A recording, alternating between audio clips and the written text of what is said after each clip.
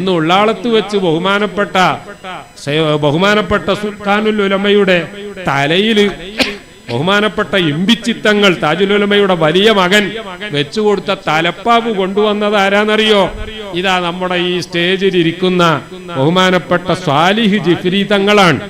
എന്ന് പറഞ്ഞാൽ ഏറെക്കാലം ജാമിയ മർക്കസു സഖാഫത്തി സുന്നിയയുടെ പ്രസിഡന്റായിരുന്ന സയ്യിദ് ഫസൽ പൂക്കോയ തങ്ങൾ എന്ന പേരിൽ അറിയപ്പെട്ട സയ്യിദ് ഫളുൽ ജിഫ്രി തങ്ങളുടെ മകനാണ്. അദ്ദേഹം ഇന്ന് കൊണ്ടുവന്ന തലയെക്കെട്ടാണ് ബഹുമാനപ്പെട്ട സുൽത്താനുൽ ഉലമയുടെ തലയിൽ ഉള്ളാളത്ത് വെച്ചു കൊടുത്തത്. ആ തലയെക്കെട്ടിന്റെ പവർ എന്താണെന്നറിയോ?